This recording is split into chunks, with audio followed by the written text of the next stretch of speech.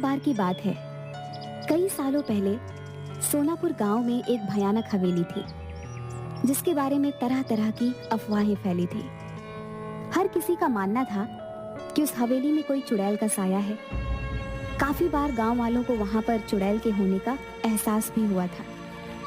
एक बार गांव के लोग गांव के चौराहे पर बैठकर सभी हवेली के बारे में बात कर रहे थे।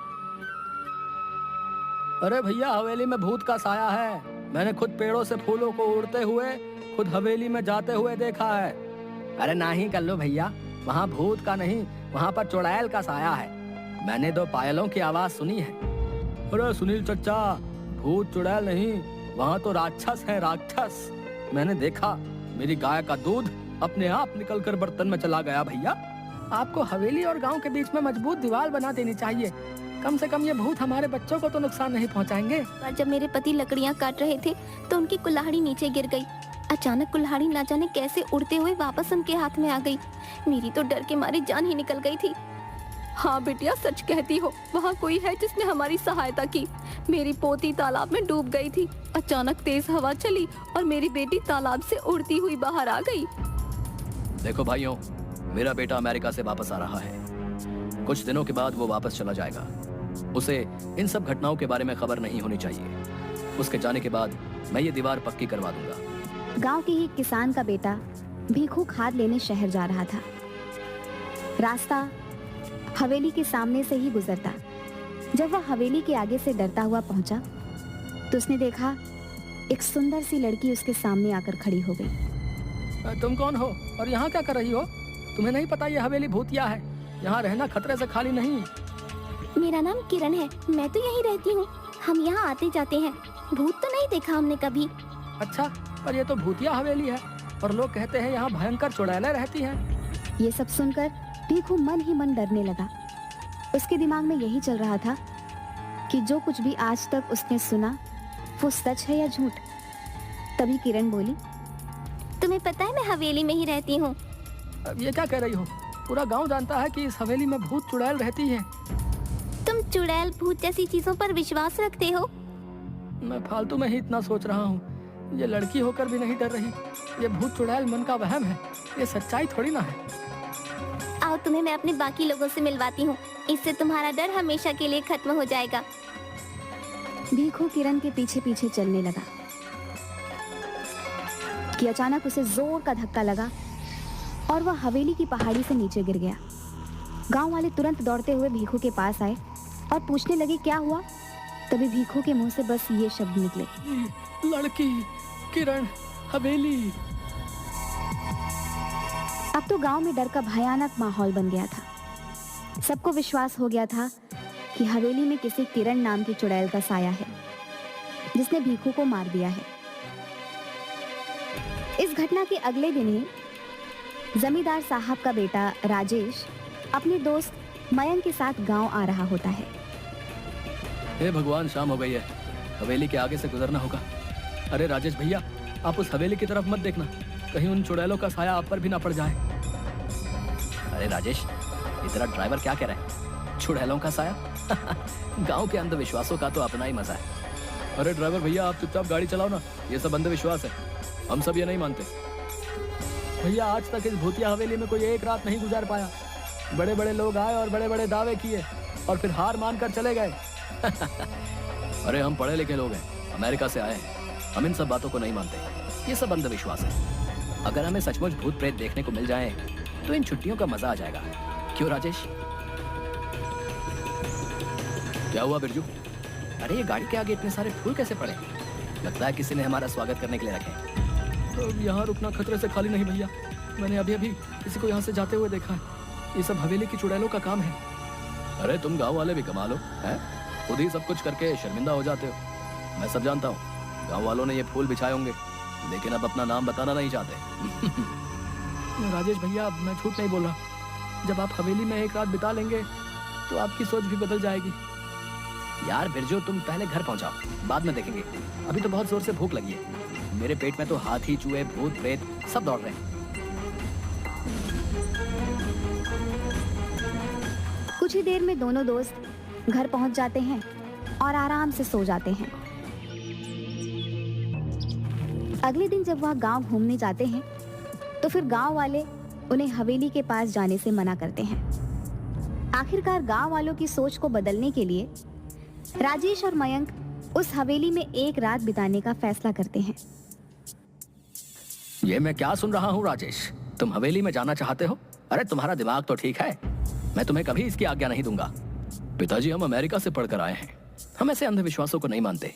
वैसे भी वो हवेली बहुत पुरानी है, हम उसे हेरिटेज होटल बनाना चाहते हैं, करोड़ों की प्रॉपर्टी है। अरे चाचा जी, हो सकता है इस हवेली में कुछ लोगों ने कब्जा करने के लिए इस तरह की अफवाहें उड़ाई हों।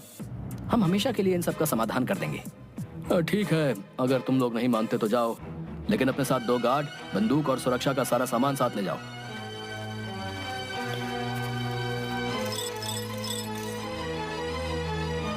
आप लोग सो जाइए, हम सब बाहर ही बैठे हुए हैं। कोई भी बात हो तो तुरंत आवाज दीजिएगा। राजेश उठ यार, ये सब क्या हो रहा है? अबे अबे ये पलंग हवा में कैसे उड़ रहा है और ये गाने की आवाजें भी आ रही हैं। ये खुशबू, ये तो कमल के फूल की खुशबू है, लेकिन इस पुरानी हवेली में कमल का फूल कहाँ से आया? इतनी मीठी आवाज तो सिर्फ परियों की हो सकती है, भूत और राक्षस की नहीं। या फिर हम लोगों को डराने के लिए ये किया जा रहा है।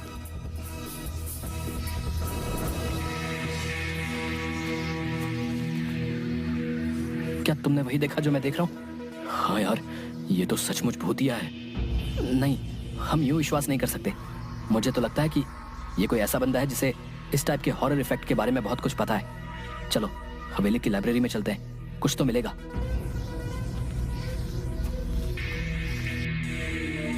ये किताब दूसरी दुनिया की परियों की है, जो कभी कभी उस दुनिया से इस दुनिया में घूमने आया करती थी। 150 साल पहले यह हवेली उन्हीं परियों का अतिथि गृह हुआ करता था, जहां पर वे अपना समय बिताने आया करती थी।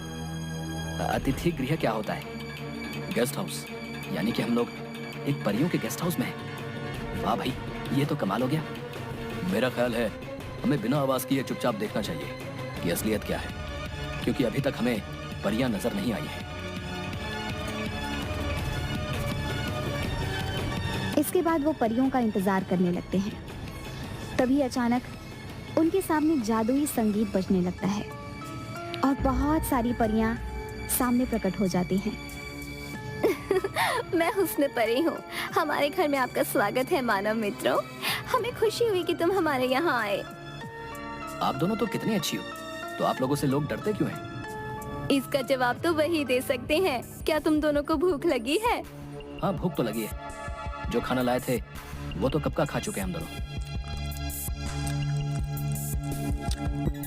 क्या तुम हमारी मदद करोगे इस हवेली की सफाई करने में? हाँ, क्यों नहीं।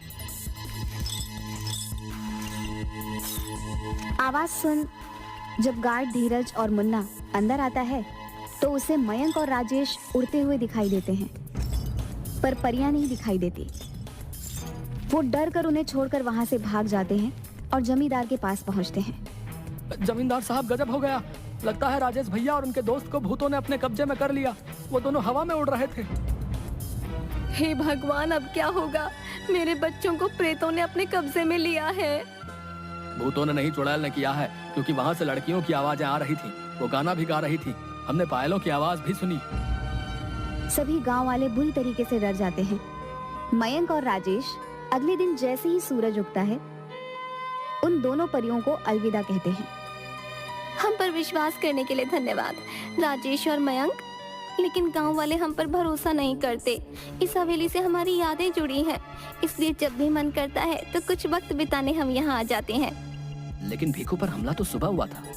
मैं यही बताना चाहती हूँ, भीखू पर हमला हमने नहीं किया। हम तो सिर्फ गांव वालों को शहर से भागकर आए हुए तस्करों से बचाने की कोशिश कर रहे थे, जो सुबह के समय इस हवेली में छुपे रहते हैं और रात को तस्करी के लिए निकल जाते हैं। परियां राजेश और मयंक को बताती हैं, उस दिन जिस दिन पहाड़ी से गिरकर मर गया, उस दिन परी उसकी रक्षा कर रही थी, लेकिन सिर्फ भीखू को ही दिखाई दे रही थी। जब तस्करों ने भीखू को हवेली की तरफ आते हुए देखा तो उन्होंने उसे पीछे से धक्का दे दिया, ताकि उनका रहस्य किसी और को न पता चल जाए। तो क्या तस्कर आपको नहीं देख सकते? नहीं, हमें सिर्फ वही देख सकता है जिसके आगे हम अपने आप को खुद दिखाना चाहें। हमने गांव वालों को तस्करों के बारे में बताने की काफी कोशिश की, लेकिन डरपोक गांव वाले हवेली में नहीं आए। आपको परेशान होने की कोई जरूरत नहीं है। आपने हमारे गांव की रक्षा के लिए इतने सालों तक हमारा साथ दिया है। आपकी सच्चाई हम सभी गांव वालों को बताएंगे और हम सभी गांव वालों के साथ अगले हफ्ते दीपावली मनाने यहाँ आएंगे।